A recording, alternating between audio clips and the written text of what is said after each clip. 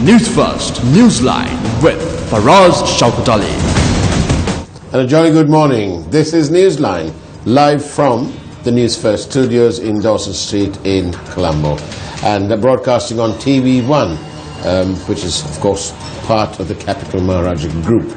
And this morning, to talk about transparency, accountability, and perhaps responsibility, is the chairman of Transparency International Sri Lanka, Mr. Lakshan Das. Very good morning to you. Good morning. I'm glad that you've made it here, braved the traffic and so on. But now then, what's going on with transparency? How are we doing in Sri Lanka? Well, things are not to the real expectations.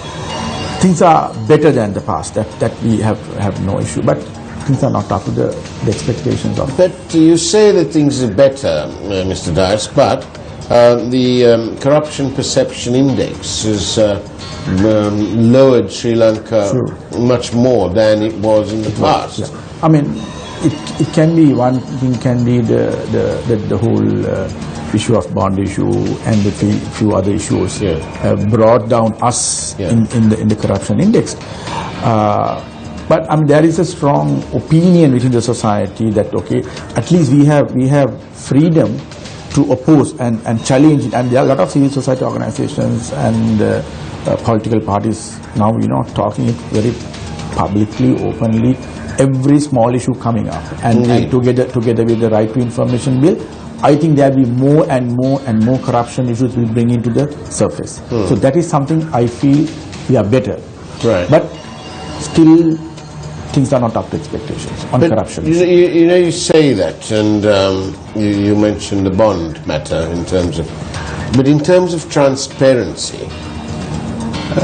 Do you think I would be right in saying that the bond matter is a classic example of what transparency is not? I think it has created a lot of doubts among in the minds of the people, and bit unpleasant on the allegations. So I think what you say is correct.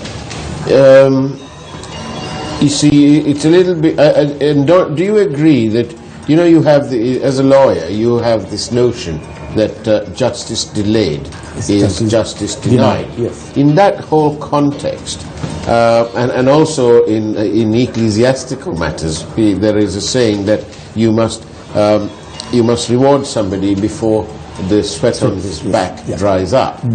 In that context, in that same context, when the Prime Minister started dilly-dallying on this bond matter by appointing a 3-member committee of lawyers, but who were known sympathizers of his own party, and people who, by their own admission, had no background knowledge on the central bank matters, operation matters, and whose remit didn't include a robust investigation of the company that was involved or was alleged to be at the epicenter of this problem.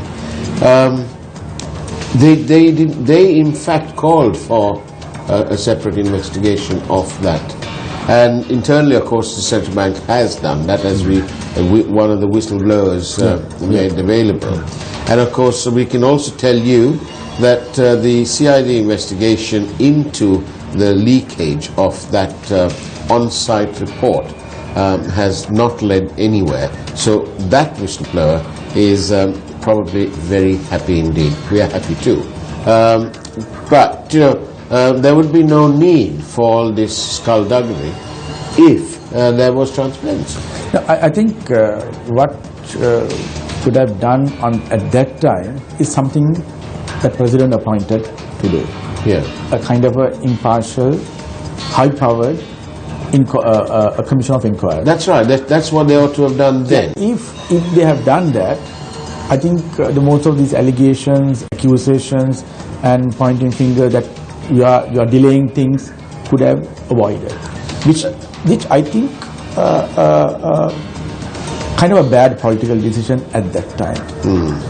So that also created a lot of doubts in the people of mind that the Bad political decision, do you think, because the Prime Minister couldn't admit to himself that the person that needed investigating instantly was none other than the Governor of the Central Bank, then Governor. And because he, as the Prime Minister has admitted in recent weeks, because he's his friend. Do you think his personal friendship between this powerful person called the Prime Minister and the equally powerful Governor of the Central Bank, because of that friendship, obviously, is that why, do you think? I don't think so, because I think Prime Minister could have Prime Minister may not have rocked the boat by that sort of decision. So so I don't think it's because of friendship, but that's what I'm saying. It's a politically bad decision of appointing 3 lawyers, and I mean, I don't want to comment my colleagues. But I am taking a more positive note. If they have appointed a commission, something that the president have appointed today, things could have avoided. A lot of things could have been avoided. Allegations could have avoided, and the transparency could have been established. Right. Which they have not done. That is what I'm saying. That it's a politically bad decision. Maybe they have their own reason, which I don't know. Which not. I can't go for assumptions that okay, this is because of that. I must be careful on. But it's a politically bad decision of not doing that. So then, in the many days now since the Presidential Commission has been announced and appointed and so on, a lot of people, members of the public, who have followed this event rather closely, some would argue that they had no choice to follow it closely because the media attention on that has been intense. But it has been intense because the level of impunity that appears to be enjoyed by various officials in Central Bank, including Governor Mahendran. But these people are saying to us, in fact I took a call yesterday, they're saying this commission, why this commission? Why doesn't it have the powers? It just seems to be another investigation. Is that right? Is that fair? I don't think so. I mean, one thing, I mean, not because it's a presidential commission, but the credibility of the people in that commission is something that we have to take seriously into consideration. And then the commission report will go to President directly in a stipulated time frame. This time frame is very clearly given. Indeed. And then once it go to the President can send it to Attorney General Department for their action. Right. It is just that the President can't be prosecuting people. No, that's right. That even through a special commission. Excepting the CJC and in the dark years of Mrs. Bandanayake and Felix Das Bandanayake. Yeah, that's right. That caused a lot of unhappiness amongst I mean, the main thing is that the privileges allowed by the law was curtailed during that CJC sometime. So that I mean the using of evidence ordinance and various things. So it's kind of a bit of a dictatorial or authoritarian period. They have their own reasons why they have done, but I'm sure the Americans have their own reasons why they had Guantanamo Bay. That's right. So that they could prosecute these people outside of American law. And so now we have to understand, government is doing these things. It is our role as a civil society to bring the government back to track. Indeed. So that's why we have to engage with such issues. And but I have visions, Mr. Dice, of you trying to hang on to the Prime Minister's legs while he flies off on his own almost solo misadventure in trying to resolve the bond issue, and he has failed miserably. It's only brought more and more suspicion. I think I still stand on what I said. I mean, it's a bad political decision. But it's sad when politics impinges and interferes with the functioning of a real democracy, Yes, I mean, where accountability and responsibility I mean, it challenged the credibility of the government also. Indeed. So now they have taken a step which they would have taken maybe a year back. But one other thing, Mr. Dice, is I was listening to our dear Prime Minister speak in response to some question posed by somebody or other at the AmCham meeting. And in his explanation of trying to show how transparent this whole process has been on the part of the government, he said, one of the things he said was that we went to the Supreme Court as if to convey the impression that even the Supreme Court had looked into this matter. But it's very unfair for them, it's not only the Prime Minister, so many people, including the Minister of Finance, has used that almost as a form of adding legitimacy, if not sort of trying to brush it aside. Why don't we agree as to what the Supreme Court was asked for in that application made by, amongst others, by Mr. Chandradayaratne? And that was that they wanted the Supreme Court to direct the Monetary Board of Sri Lanka to have an independent inquiry into this matter. The Supreme Court ruled that there was no provision in law for that. The Monetary Board has all the powers it wants to through the Monetary Law Act. They have all the transparency. So the point is, when these ministers, including the Prime Minister, say that the Supreme Court looked into it, they are trying to paint a different picture. Or that is what I, as a member of the public, gets to feel. I think by being in the Supreme Court in a case does not mean you can get the legitimacy. Right. Because as you said, sometimes some Supreme Court matters, I mean, we have to see what are the prayers or what they request and what are the matters they have discussed in that Supreme Court case. Yeah. So, gone into Supreme Court and case is dismissed does not mean that everything is clear. Right. Right. So I think we should not drag Supreme Court into this kind of a political decision. Right. So I'm not going to talk anything about the decision because it's not out of my purview. As a principal, I'm not criticizing any judgments. That's right. No, there is no criticism of the judgment. Yeah. But when some elements, including in this other, I can just remember two. One was the Minister of Finance, the other is the Prime Minister last week. When they say, oh, and the Supreme Court looked into it, it's like they're saying, well, the Supreme Court looked into it. But they didn't. They didn't look into this problem. What I'm saying is the Supreme Court can further get more and more cases on the same issue. Correct. Okay. So there's no end for that. There is no end, yes. Yes, it has gone to Supreme Court, discussed, the matter was dismissed, but doesn't mean the whole case is end in Supreme Court. There can be more Supreme Court cases on different angles of the whole thing. Right. So then, we have to be happy that we have a very good Supreme Court, very good judiciary. But at the same time, they go on. Everyone goes on. Oh, but what about the Greek bonds? Well, so what about the Greek bonds?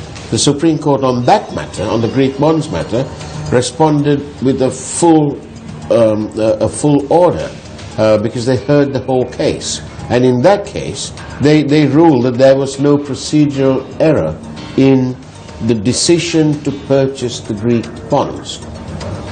The fact that the Greek bonds made a loss, that wasn't what they were asked to look at. Exactly, that's right. So it depends on what you want to discuss in the Supreme Court. Yeah. I'm seriously, I believe that there was bad intentions of corruption even in the Greek bond. Yeah. But once you go to Supreme Court, the way you forward it to Supreme Court, Supreme Court only looking into that aspect of it. Right. They are not going to. Supreme Court is not a inquiry body. Right. That we have. They are not going to investigate Yeah. The court is not an investigating body to investigate in every aspect of a case. Right. So then then there wouldn't be any time for Supreme Court to do any other thing.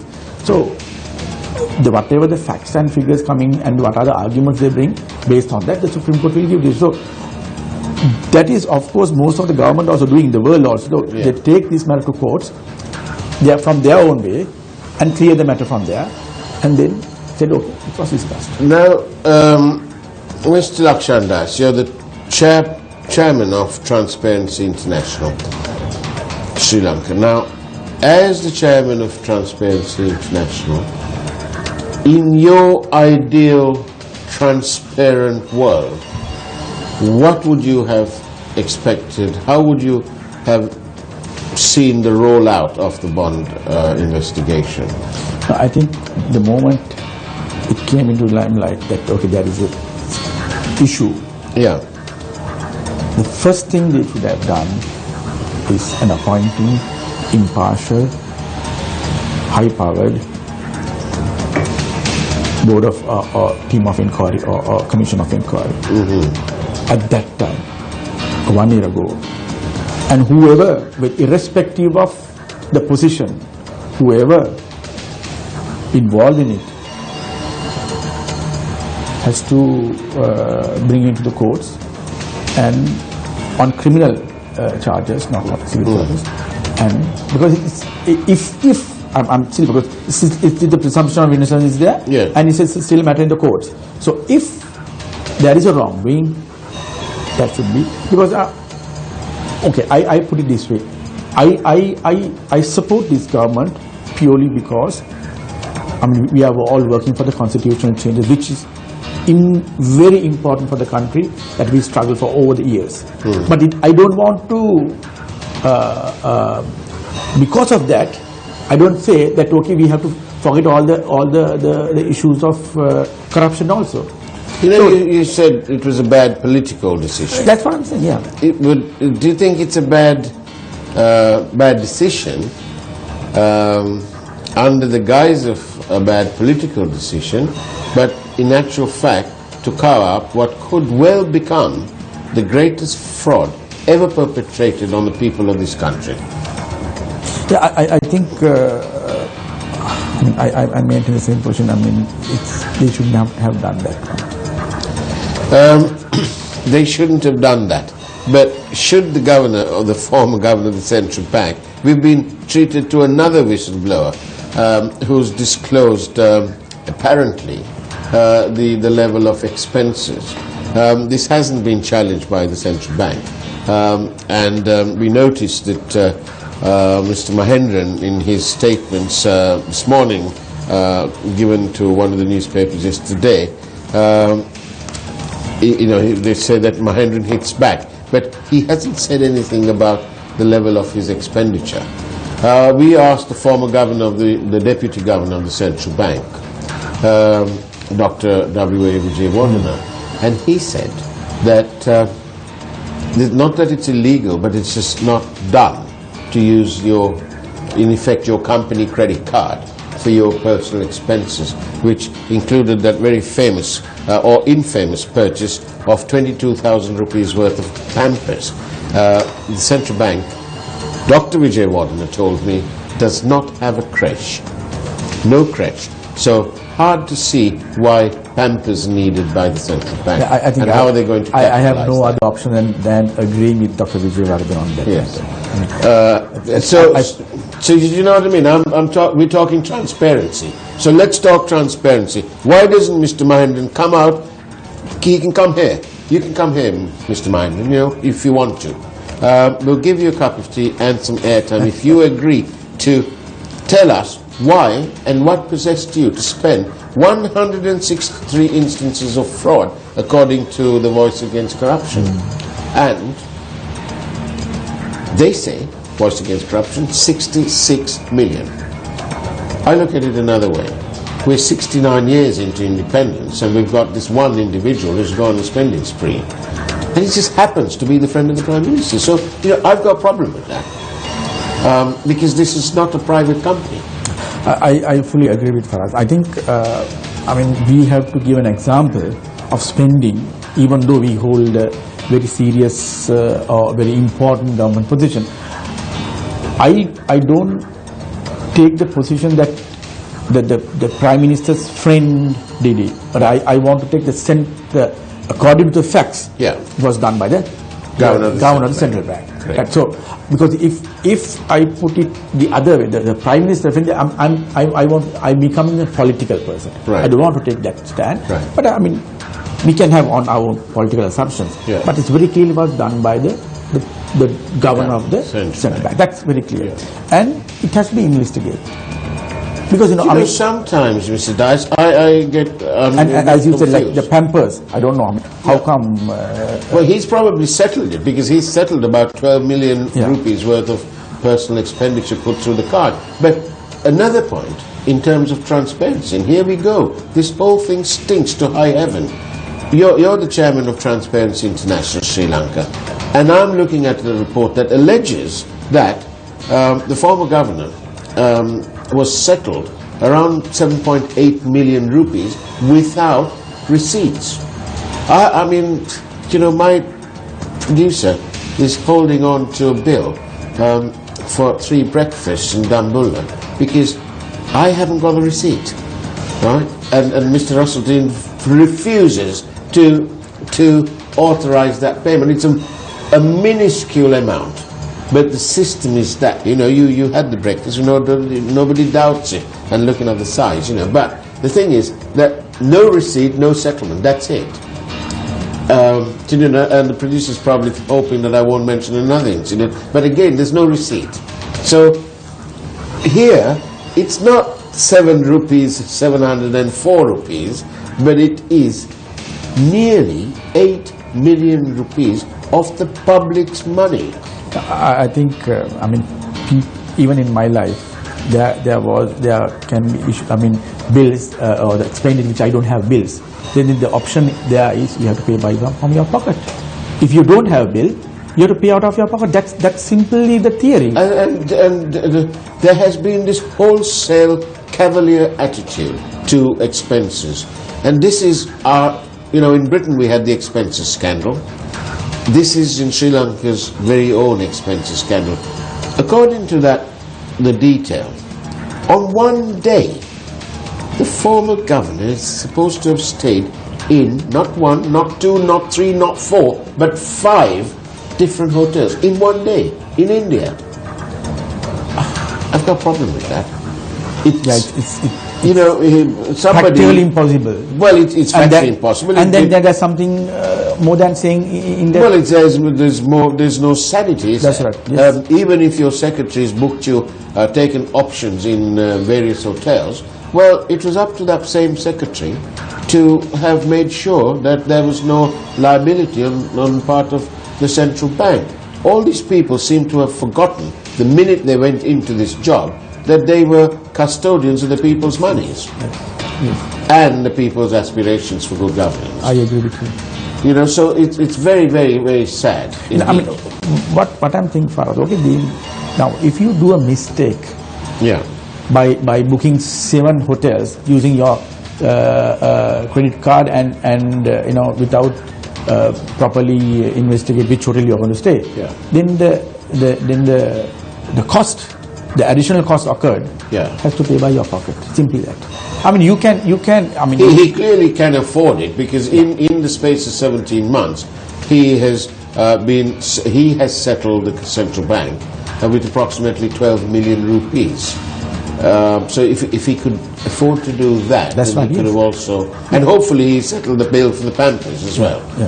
But one of our viewers is saying this, and I'm mentioning it because it is obviously relevant. The former STF director, Mr. Sarat Chandra, was remanded for a loss to the state on use of a vehicle, value 140,000 rupees. Okay? Arjuna Mahendran, that report, one of them says 36 million rupees. Nearly 8 million without receipts. And the secretary to the governor, she has written saying that this is missing to pay. Who on earth is this secretary to authorize payment of such a big amount of money. It may not be big when you consider the level of profits made by that company, right? That company, just under 13 billion rupees. We must put this in perspective.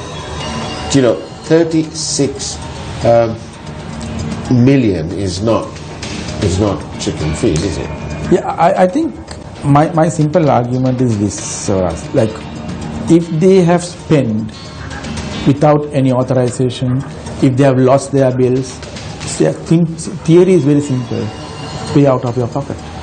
Yes, if you are not meticulous enough to save your bill, that's right, then you take that's not the option. I mean, that is the generally accepted principle. Every small, even a peon in an office, if he lost the bill, what's the option? The accountant will ask, where's your bill? Sorry, I lost the bill. So you pay out of your pocket. We will deduct it from your salary. So why can't we apply the same theory from top to bottom and bottom to top? So that's the theory in the country and the world.